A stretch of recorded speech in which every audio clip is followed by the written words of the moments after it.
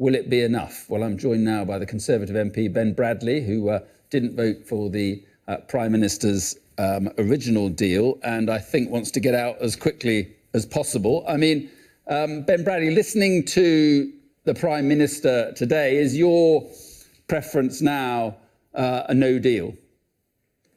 I think the Prime Minister said what we've been expecting for a few days. I think for me personally, I have no fear of no deal. I think there are a lot of potential benefits in terms of the independence and for us to make the most of trade opportunities, things like that in the future. But I also see the challenges in Parliament in terms of the number of people trying to get in the way of that and trying to overturn this referendum result. So I do think she's taken the right approach.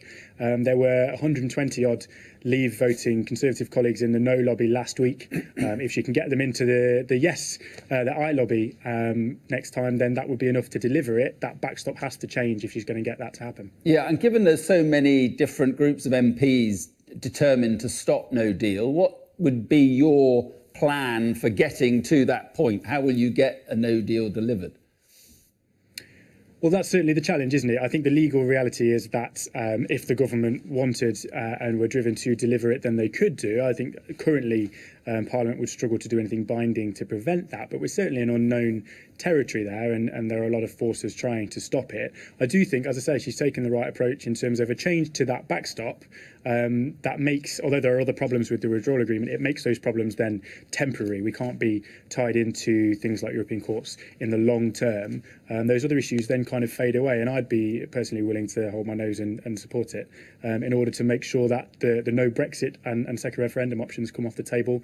We can continue to talk about the future relationship after the 29th of March. Right, and you'd back the no deal even, or be content with the New Deal, even if it means, as it would, you know, a hard border between Northern Ireland and Ireland?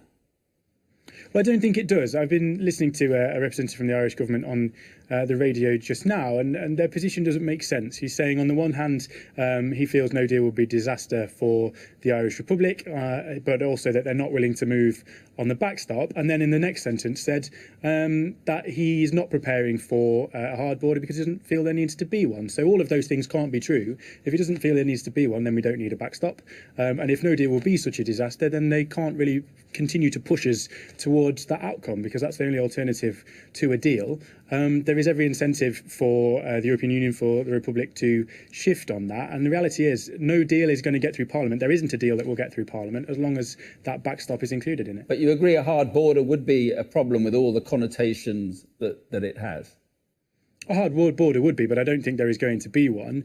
There seems to have been a shift in the discussion about the Irish border over the course of this debate, where we've gone from there can't be a hard border, i.e. infrastructure on the border, which nobody will do, the Republic, the UK, nobody is going to put that up, to a discussion about there not being any change at all. Of course, there would need to be. It would be an administrative change in terms of managing things like customs, but nobody's suggesting that there's going to be border infrastructure at all. Yeah, and that we've just had Norman Lamb on, who is one of the MPs who is trying to stop no deal.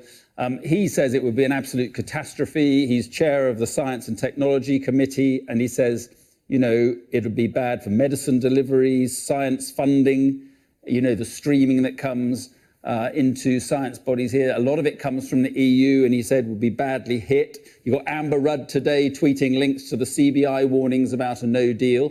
You know, do you take any of that on board? I think the public stopped taking a lot of it on board because some of the discussion that's been had about what no deal would look like is verging on ridiculous. But clearly there are challenges, and the idea that there is no deal in terms of no arrangement or cooperation at all just isn't realistic. If we were to move on to world trade terms, then obviously we would do that by putting in place lots of contingencies and plans to mitigate the worst of those challenges, and work with the European Union to do that. On both sides of the border, people have said they have no intention of making things harder than they need to be, but it does come with potential opportunities for the future in terms of trade and economic growth for the UK. That said, Liberal Democrats talking about no deal, actually, if the Prime Minister's right from the point of view that if you do want to prevent no deal, you have to vote for a deal. I voted against it last time because this backstop, as I say, ties us in to permanent long-term relationship that I and many other colleagues don't like. But in the, if that were to change, if there were an exit from that or an alternative to that, then I do think there is a majority in Parliament to both deliver leaving on the 29th of March and get a deal through that will give us the best transitional arrangements. All right, and just finally, everybody or a lot of MPs across parties seem to be ganging up against no deal, wanting to stop that. Would you at some point, and where is that point, would you be better just taking the May deal? Well, I think if as I say, if she can get this concession on the backstop, then I do think there would probably be in a majority. There would be a majority in Parliament to hold our nose despite some of the other challenges and vote for it on the basis that those challenges then become temporary and you can continue to talk about the future relationship and the long-term relationship with the European Union. So I think if she does get that concession, then I personally would support it on the basis that the idea of not leaving then is not an option. It's done and dusted. We leave on the 29th of March. That said, no deal cannot come off the table if we're to have any leverage to make the European Union shift their approach. If we're to get them to change that backstop, there has to be the genuine reality that no deal is the alternative. OK, Ben Bradley, we'll see what happens. Thanks for your time. We appreciate it.